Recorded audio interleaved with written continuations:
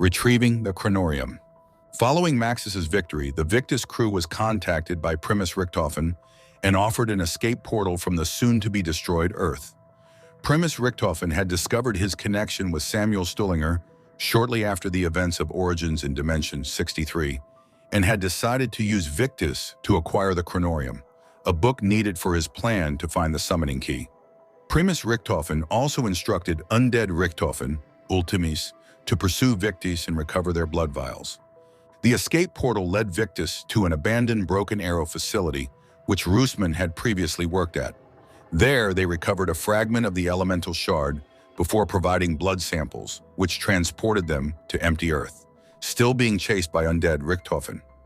Escaping the zombie horde led by Undead Richthofen, they arrived at Zero Base, a facility created by some version of Maxis in the Empty Earth.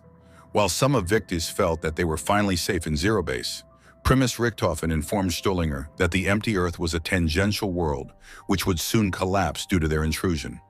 Their only way out would be to recover the Kronorium stored within the base. After taking possession of the Kronorium, they departed through another rift, while Undead Richthofen collected the blood samples they had left behind. Victus arrived inside Richthofen's lab beneath Alcatraz in Dimension 63, where they met with Primus Richthofen. Upon reading the Kronorium, Primus Richthofen discovered numerous timelines documenting their fates and learned about the blood vials. He would later write on the page, "I know now what I must do." ER, April 7, 41.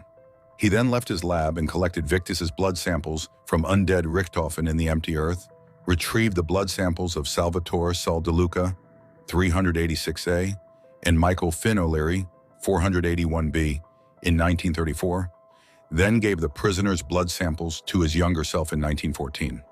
Primus Richthofen then returned to the lab. He then offered to put Victus on ice inside suspension devices where they would be kept safe until the final world arrives, which Victus accepted. Shortly after being placed in stasis, the Primus crew from the future teleported to the lab, and Primus Richthofen gave the later version of himself the Victus blood samples.